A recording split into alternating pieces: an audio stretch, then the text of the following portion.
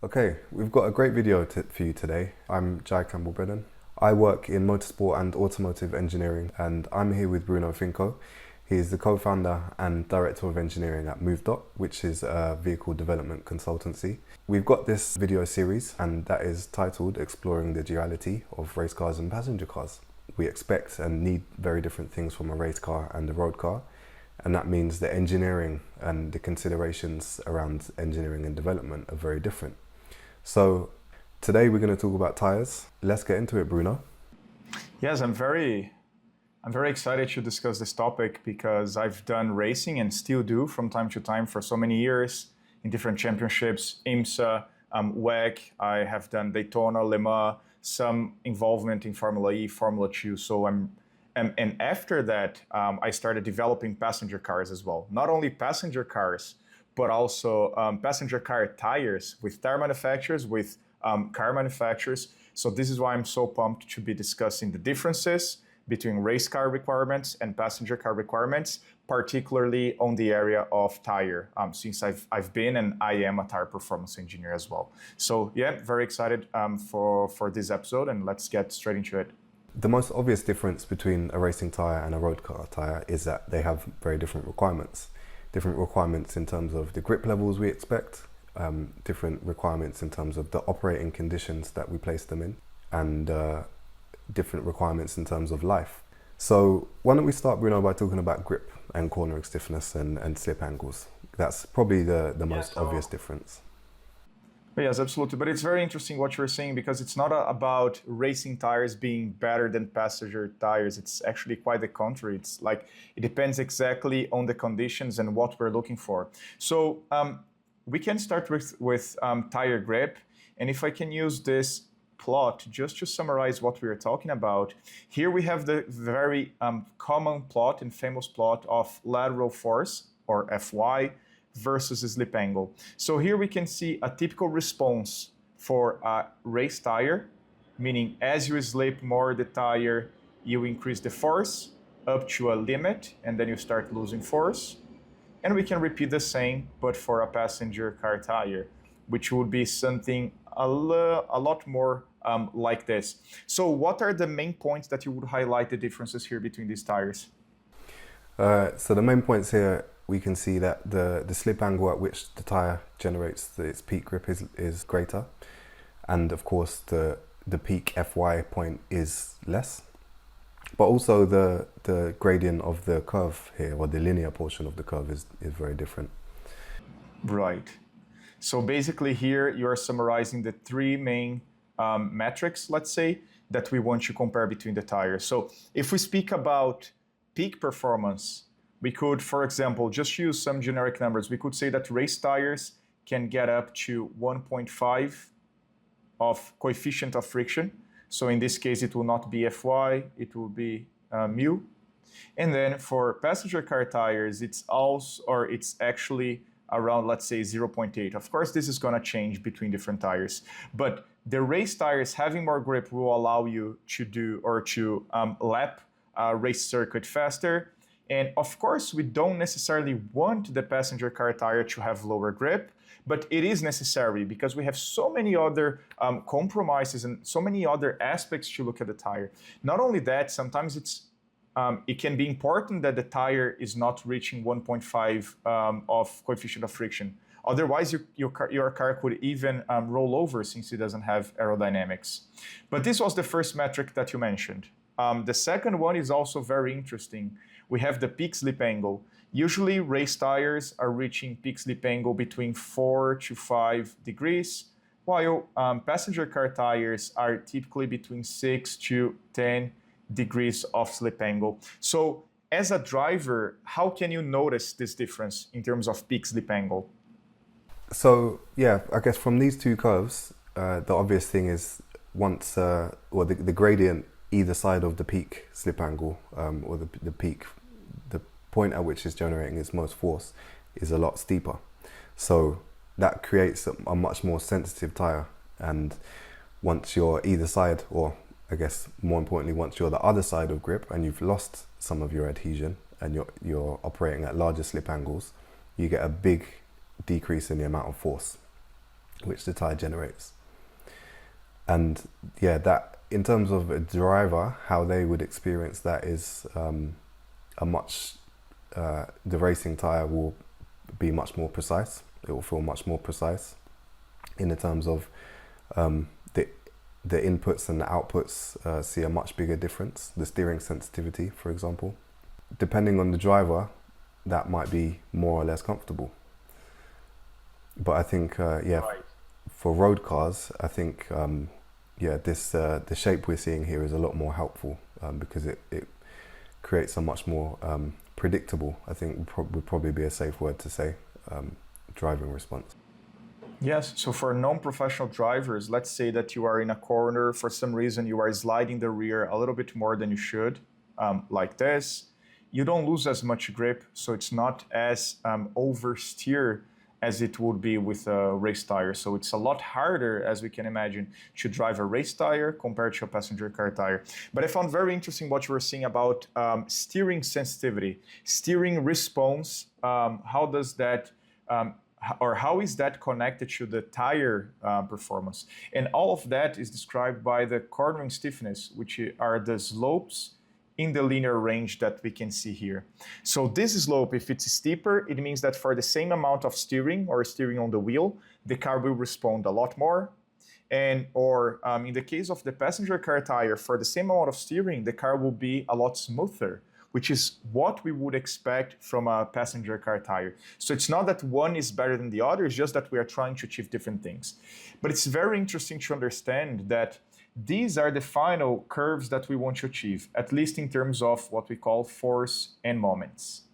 But the thing is, it's not as easy to get these characteristics. Each of these metrics that we discussed, peak grip, cornering stiffness, this is dictated by a different element of the construction of the tire. If I can simplify it a lot, I would say that the peak grip for both tires are more connected to the compound, while the inclination or the cornering stiffness, this is more connected to the structural stiffness, so to the structure of the tire. So we're going to discuss more about that. In terms of peak grip and discussing compound, we could mention two main metrics that we use to characterize that. Yeah, why don't we get into talk about the viscoelasticity and introduce those? Yes, so a tire is considered a or the rubber, the compound is considered a viscoelastic material. So this means that we have a component that is linked, or it behaves as a spring, and we have another component that behaves as a damper.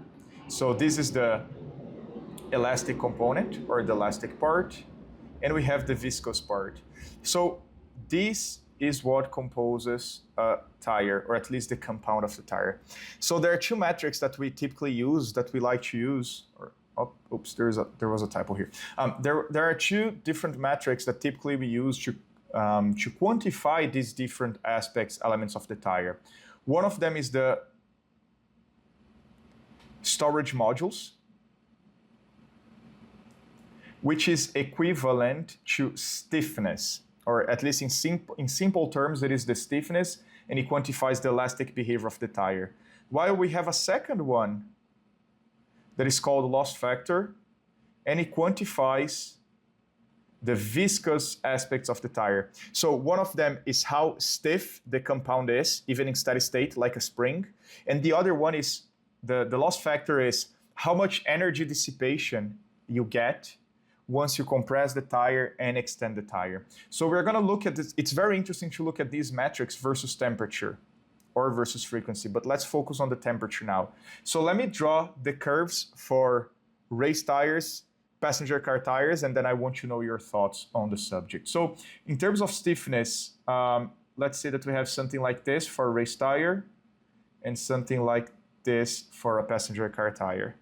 Stiffness. And then if we look at the loss factor for a race tire, we will have more loss, or a loss peak at a specific temperature. And then for a passenger car tire, it will be at a lower temperature. So what are your thoughts on the differences for these two metrics in terms of elastic behavior and viscous behavior?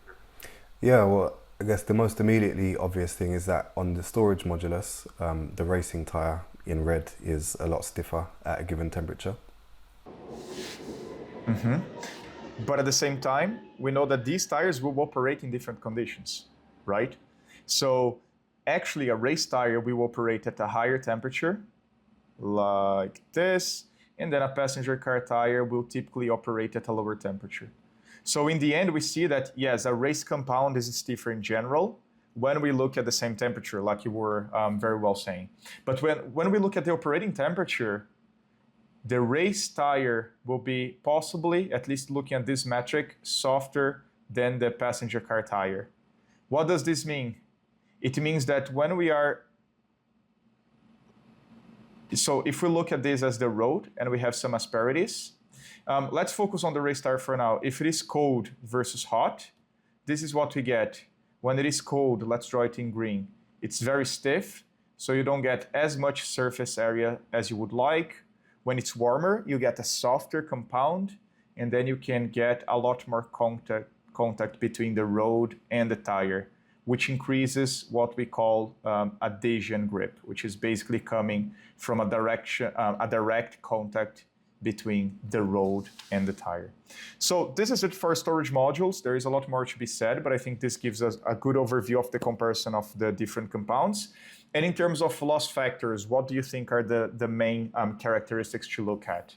If we define loss factor as the level of energy that the material can dissipate, the racing tyre can dissipate more energy, but it also does that at a warmer temperature.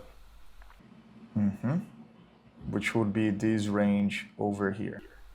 Yeah, and what we're looking for, the correlation between energy dissipation and grip is that the more energy a tyre can dissipate, the more grip it can produce. Exactly, and again, it shows us that it's not that one tire is better than the other. It depends on what ranges you're talking about. Because, for example, if you're driving a race tire in cold conditions, it's not going to be necessarily that much better than a passenger tire. So it's very interesting to see. It's not a matter of being better, it's just what conditions are you designing to versus what conditions you are operating the tire in. And I just would like to also add that my colleagues or our colleagues at MOVEdot, they do a lot of studies regarding this. They also have a specific device that is capable of measuring all of this, and the name is Viscoelasticity from MOVEdot. I had a chance of using it in different projects, and it's extremely interesting because of instead of only looking at theoretical curves like we're doing here, you can pick all of your different tires and then you do a temperature sweep and you really characterize the tire in all of these different conditions. So for those of you working with tire development and tire performance, it could be pretty interesting to take a look at this device and this company as well. Yes, go ahead. No, I was just going to add that these characteristics with storage modulus and loss factor, these are things that the tyre manufacturers engineer specifically because, directly because of the different operating conditions that each of the tyres find themselves in. You jump in your passenger car and drive on the road, you're driving slowly, not much cornering, so there's not much energy going into the tyre to heat it up, but we still need it to develop and deliver good performance in all of the conditions that we're driving in. But when you now have a racing tyre, due to the speeds and the grip levels you're generating, you're putting a lot of energy into the tyre, which heats it up to a greater amount. And therefore the compound of the tyre is designed to give its peak performance in terms of grip at the operating temperature it finds itself at. Very good point. And if I can add another plot on top of this, would be a wet tire.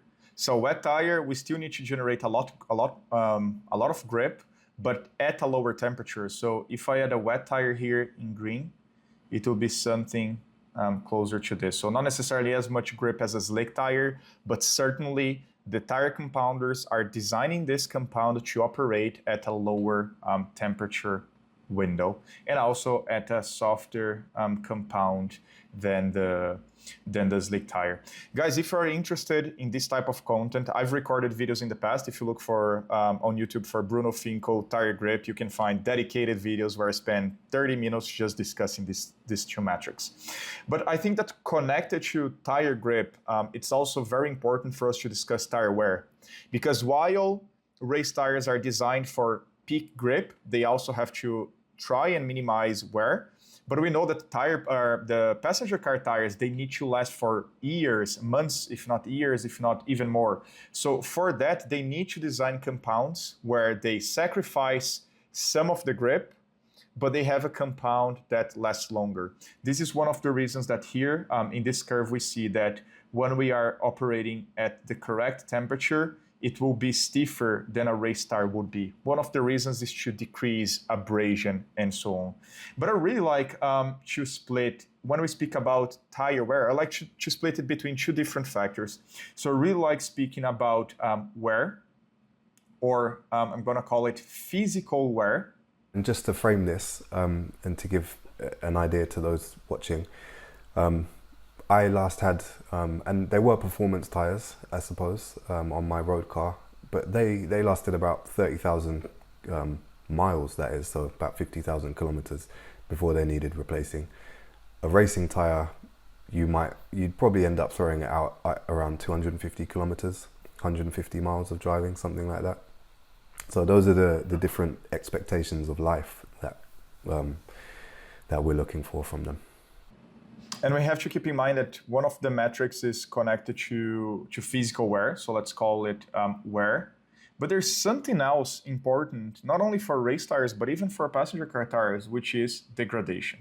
So what is physical wear? It's literally you losing rubber and then your tread thickness becoming thinner and thinner, all right? So if we have the rubber here, at some point you're gonna get somewhere, and so on. So we know that race tires, at least when operating at the limit, will degrade a lot faster and will lose rubber a lot faster than passenger car tires. But guys, keep in mind, when we drive passenger car tires on the circuit, we are gonna be overheating the tire. We are gonna be clearly past the limit or the window of operation for the tire. So we're gonna get very, very soft tires and they will degrade a lot faster. So when we drive passenger car tires on the circuit, since they were not designed for that, you might get even more degradation than a race tire. So once again, trying to match what the tire was meant for and what you're really doing with the tire. And then in terms of physical wear, for passenger cars, usually we're just calculating, measuring the degradation over time. When we are doing tire development and vehicle development with our customers, we do testing where we can compare different tires. We drive the cars for hundreds of kilometers, and then we can compare different tires, but also understand the influence of the car in terms of wear. For a race tire, then there are even more aspects to be discussing, because we have effects such as graining, we have blistering. All of them will amplify how much wear you're getting. And what I always say is, do you want to minimize your tire wear at a racetrack with a race tire? Put it in the correct temperature window. Get it right. You're gonna certainly minimize tire wear. Second thing is get your balance right. So if you have a balanced car and you have your tire on the correct window, you will certainly minimize the wear for the tire. And on top of that, you just have to have your driver not over driving the tire. This is how to work and minimize the tire wear. For passenger car tires, I would say that a lot of different parameters of the vehicle, such as mass, drivetrain, how much power it has. But not only that, also balance will influence the wear. And this is one of the reasons why for passenger car tires or passenger cars, we try to have the toe as neutral as we can. Not necessarily, we might have some adjustment to adjust the vehicle balance, safety, and so on. But typically, we don't have as much toe adjustment like we have in race cars, because we really want to make sure that when we're driving a straight line, there is no friction between the tire and the road, and we are driving a street. So the second topic that I'd like to discuss, and I always split when we speak about wear, being for race tires or passenger car tires, is between physical and thermal degradation. So let me show you what thermal degradation is. So if again we look at the loss factor that we just discussed, this is contributing, I didn't mention here, but while the first one is contributing to adhesion, the second one is contributing to hysteretic grip, so hysteresis. All right, so this property influences the grip a lot. So the higher it is, typically the higher the grip, but it changes as you warm up the tire and you keep the tires warm. So let's say that we are doing one lap. So this is a new tire, warm tire. We would have the loss factor like this. As we age the tire, or as we drive it more and more for a couple of laps, as we keep the tire, let's say that we're keeping it at 100 degrees. As we keep the tires at 100 degrees for 30 minutes, this curve will change. It's not possible for me to tell you guys what this curve will become. It changes, but let's say that it becomes something like this. So we can see that the compound properties of the tire are changing, not only because of the physical wear over here, but just for keeping the tire at temperature or up to temperature for a prolonged period of time. This is also the case, guys. This is so important for those doing endurance racing. When you put the tires on a blanket and you warm them up, or in the oven, even if you're not driving the tire, you are changing its properties. You can improve it, or you can even reduce the grip. So as you keep your tires in the oven, let's say at 80 degrees C, but you keep them there, let's do it in green. You keep them there for 4 hours, you might be decreasing the grip of your tire. So you need to be very, very careful with your oven strategy as well. Yeah, and this is literally a chemical reaction happening within the tire, and it's called the vulcanization process, and it's continuing all the while the tire's hot. So a tire, even if you've just done just a very brief amount of laps on it, a racing tire, this is maybe you do like a quick qualifying simulation in a practice session. If you put those tires to the side, the physical wear they've experienced is effectively very little, but the thermal wear, the thermal degradation they're seeing can really change their performance quite a lot. Excellent. That's exactly what's going on. So just for us so this covered a little bit of tire wear. I just wanted for us to finalize and really summarize temperature behavior. So here, if we have temperature, let's say that here we have grip. If we compare, so instead of looking at different metrics, let's just look at the overall grip. This is gonna make it clear for everybody.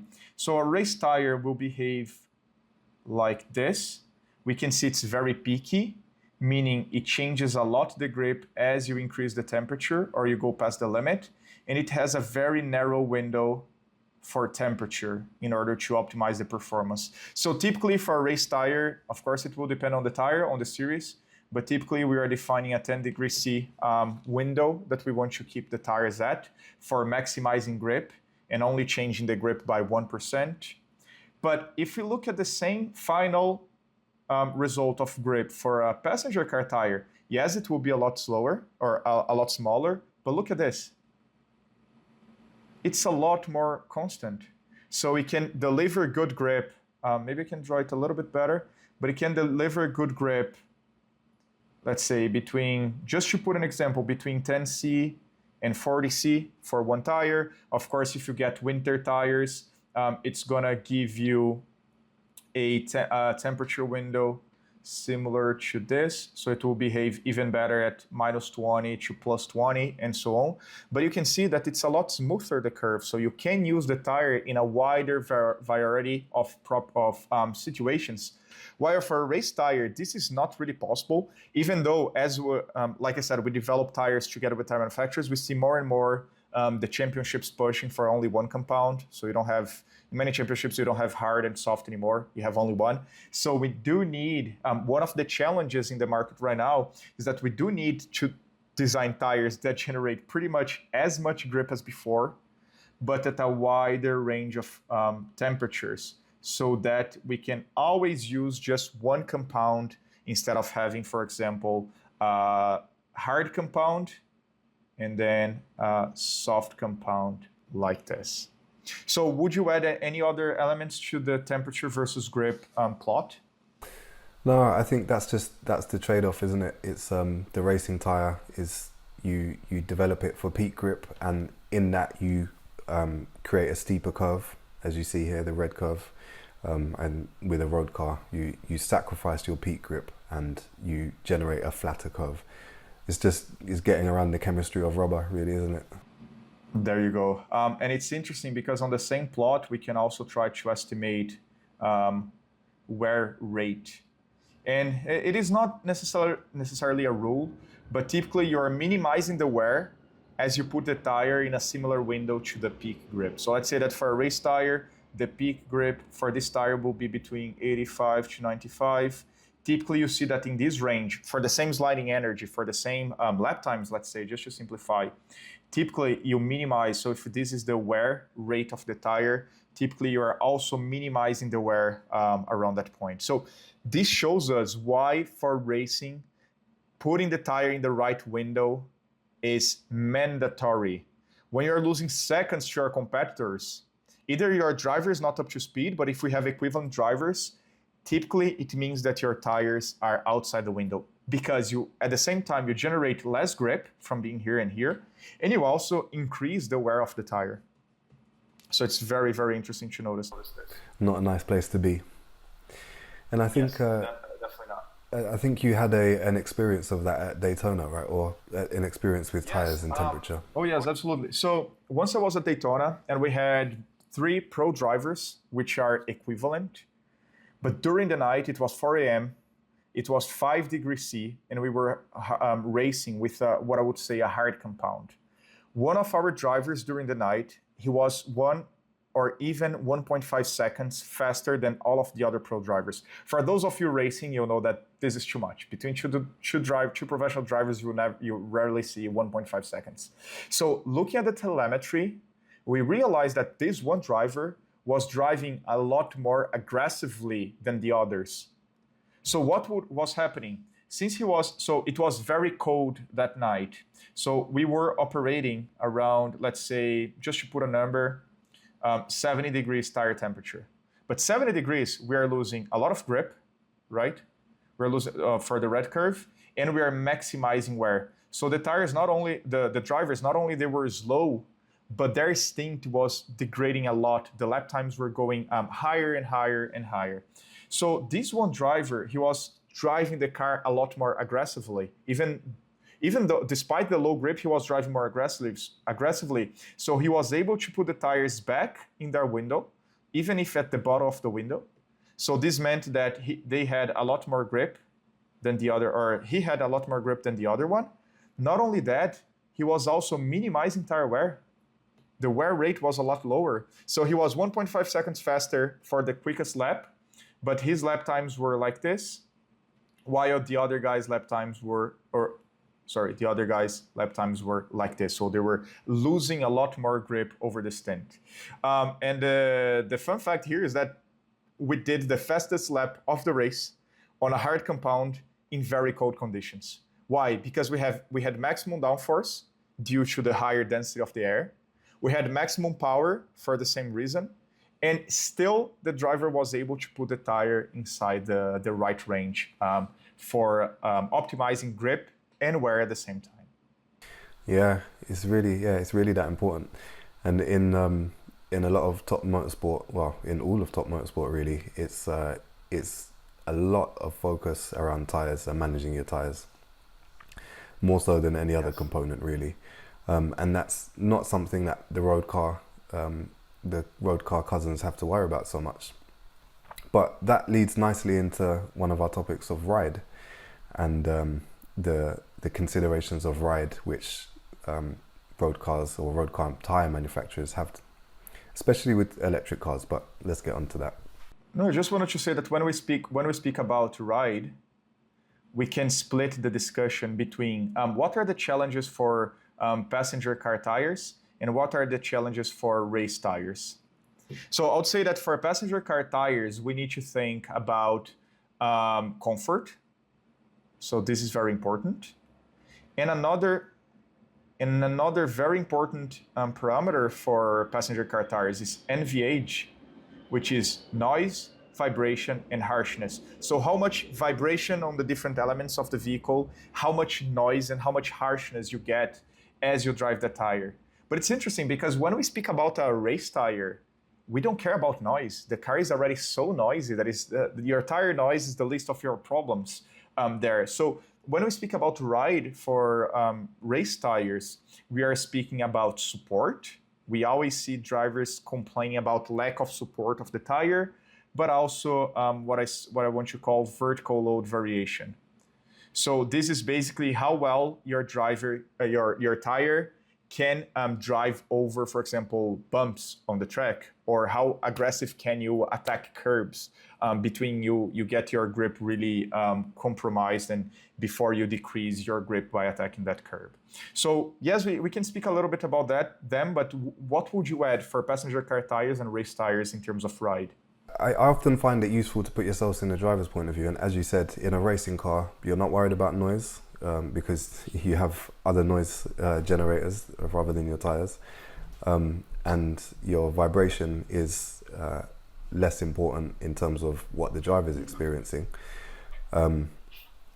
So you optimize your tires for stiffness. You create a very stiff construction of tire, which gives you the best support, perhaps, and the best driving performance.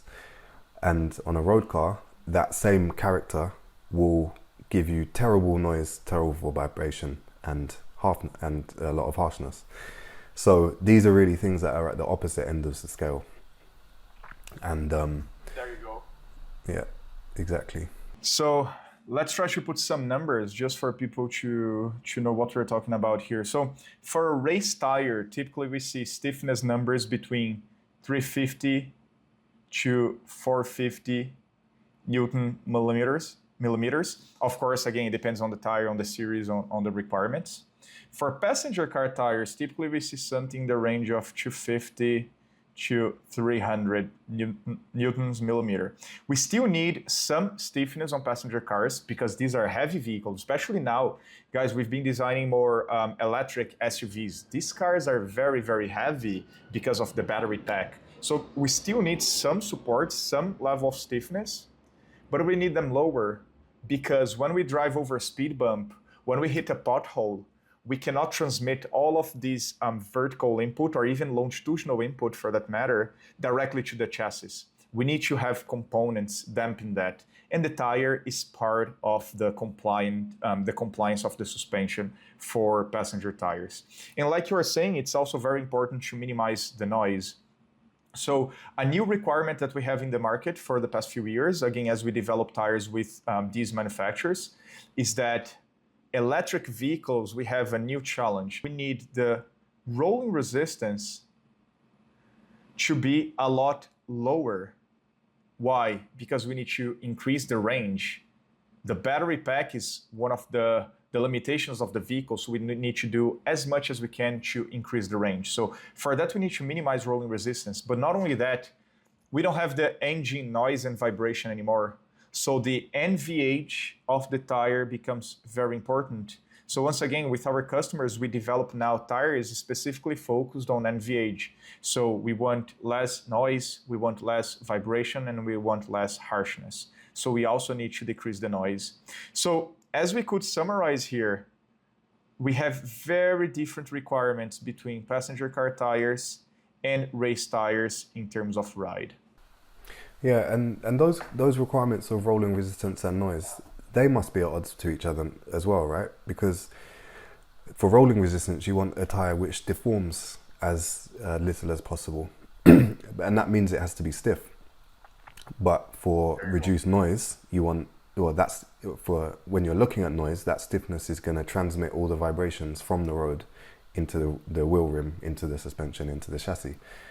So Yeah, it's a whole pot of variables that that you're balancing. Oh yes, as we can see, it's a big challenge. It's just interesting to see a new trick that we started using when we're developing tires for electric vehicles, particularly, is that we put foam inside of the tire to reduce some of the noise. So if you get a specific or a tire specifically designed for electric vehicles, very often nowadays you will see foam placed. You can even find that on Google. You can see foam placed inside of the tire to reduce the noise, which is one of the ways in which they try to work around all of these compromises that you listed. Yeah, and that I guess works as a mass damper. So do you know the weight of the foam in any of the tires you've seen? Pretty light, yes. You mean the weight? I've played with it. It's very light. It's very light. Yeah, it's primarily focused on the noise, just preventing echoing inside a tire. Yeah, yeah, and absorbing all those vibration and sound waves. There you go. There you go. Yes, so I would say that this covers some of the many trade-offs involving ride. Of course, there are a lot more aspects, but I'm really interested in also discussing what are the differences in terms of testing race tires versus passenger tires, because actually many of these components we can measure in the lab. So I would list two main types of testing for tires, which are track testing and lab testing. It's very interesting to see how both of them are extremely useful, but useful in different ways. So what are the advantages of track testing? Well, for track testing, we are replicating the real road, the real tire on the real road. So it's very realistic in that sense. On the other hand, labs are very powerful because it's a controlled environment. So not only you can make sure that you're operating at the same track condition, temperature, pressure, and so on, but you can measure parameters a lot better. So let me give you an example. We have lab tests for rolling resistance. You have a specific machine that is able to detect. We know that rolling resistance is a very, very small force. Even though important, it's a small force. So in the lab, we have equipment that is capable of measuring that. It's a lot more challenging to do this type of measurement at the track. So this was one of the examples. Now, if we speak about force and moments, let's say that we want to do handling analysis, meaning how much force and how much moment the tire generates. We can, again, use both of them. We can do track testing, where we place the tire inside a specific trailer that is able to steer the tire and measure all of the forces. Or we can put the tires in a vehicle mounted with a wheel force transducer, which is a device that is capable of measuring all of the forces that are going through the tires, which is extremely powerful. And lastly, we can do trailer testing and we can do vehicle testing. On the other hand, we can do lab testing for force and moments, where we put the tire on a flat track. It's a big machine that is able of controlling all of the different conditions, the surface condition, temperature, tire positioning, temperatures, and again, measure the forces and moments. It's not the real track, but it's in a more controlled environment. So once again, to determine what type of testing you want to do, first of all, you need to understand if it is available for both track and lab. Like I said, there's some specific testing that is only available in the lab. And besides that, you need to decide, are you trying to do a comparative a study where you're comparing different tires, but you want the exact same conditions? In that case, you would probably pick lab testing. Or are you trying to really replicate real life for one or two specific tires so that you can do, for example, simulation validation?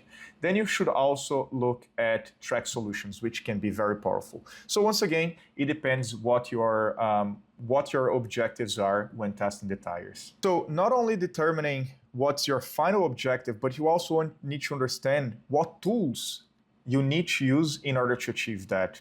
So for example, what tire models are we going to create out of these studies? Are we going to create Passaica, or what we call magic formula models? Or are we going to tackle more complex models and physical models.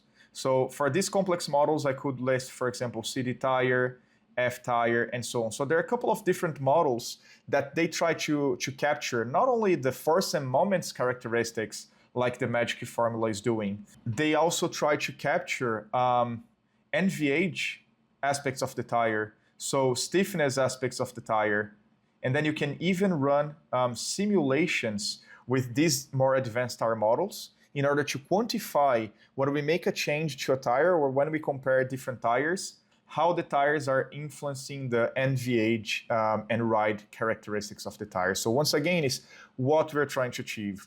Of course, it's a lot more expensive for us to generate CD Tyre models, F Tyre models, even though they do provide extra characterization of the tire. But for racing teams, many times we're focused on a magic formula model. Why? Because with this model, we can capture force and moment characteristics. The problem is the main limitation of magic formulas for racing applications is that it does not capture temperature effects, for example. Even though they capture pressure effects, they do not capture temperature effects, even though there are some solutions in the market. So for racing teams, I really like, once again, the approach from MOVEdot because they develop models, magic formula models, so they are simpler on that sense, but they incorporate elements of for example, road surface, tire, temperature, influence, and so on. So they try to keep it simple for racing applications, but they incorporate these very important elements. While for passenger car development, when we're only looking at handling of the vehicle, we still use magic formulas. When we want to do NVH development, then we do go for CD Tyre or F Tyre development in order to capture all of those different characteristics of the tires. So I think this gives us an overview of tire testing and also tire modeling and tools that can be used for tire development and the distinctions between race cars and passenger car tire development. Yeah, well said, Bruno. Well said. And I think on that note, we can wrap up today's episode. We've covered a lot of information there, and I think some of my favorites were some of the most useful, I think, is comparing force and slip angle, comparing the storage modulus and loss factors, and all of the other discussions we've had around those. I think, and I hope to our viewers that you've had a great breakdown there and a great opportunity to see the differences, where they align and where they differ. So this is the first of a series of episodes, and there'll be more coming soon. So hope you've enjoyed and come back soon. Yep, I'm very glad to be here and looking forward to the next episode as well. You can check all of our social media in the video description, and then you can also check the other videos that we are producing in each of our channels for Wavey Dynamics and for MOVEdot, and we hope to see you there as well. Yep, nice one, Bruno. Speak to you soon. Cheers.